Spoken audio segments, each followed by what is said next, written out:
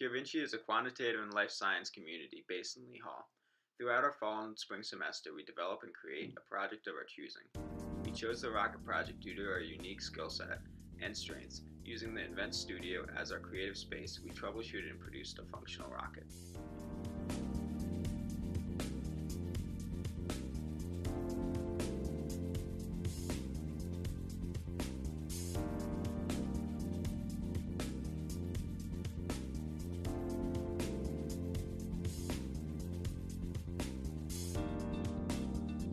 After researching fin designs, we decided that the most effective fins we could design for our rocket would be elliptical fins.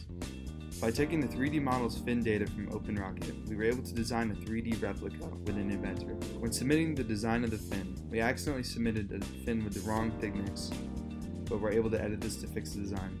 The fins were designed with a T shape at the bottom, which slides into a slot on the rocket body, preventing the fins from falling off the side of the rocket during liftoff. The centering rings were modeled from the data we obtained from the OpenRocket design. We transferred the design into Rhino and cut the wood part using the CureVinci laser cutter.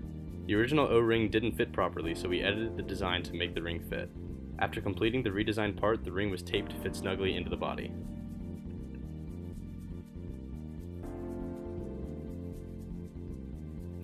During the assembly, we worked on folding the parachute up to be deployed, cutting the body tubes, attaching the nose cone, and placing the Arduino inside.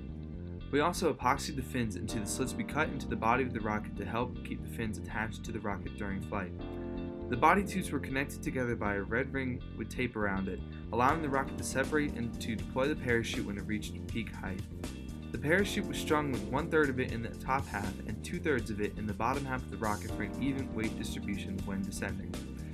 The soldering of the Arduino took a good amount of time, as getting the wires to be connected was the most difficult part. The coding of the Arduino also took a decent amount of time, as we made sure the parts would record data properly. We placed a bulkhead above the motor for safety and surrounded the Arduino with wadding to prevent movement.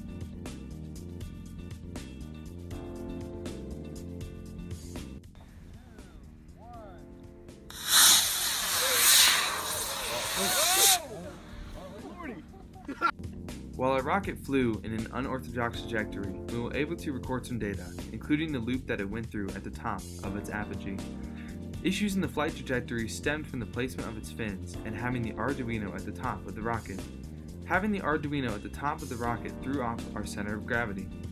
The Arduino was not entirely fastened down, allowing it to move within its chamber. The fins being placed at the bottom of our rocket was a design choice from the OpenRocket model, but their size would not allow them to catch enough lift to support the Arduino and continue its ascent.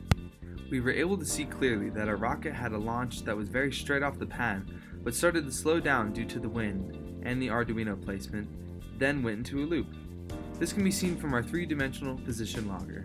We can also see the sharp increase in our acceleration, and we can also see the imbalances of the rocket due to how the acceleration in different planes of motion changed when it started to go off path.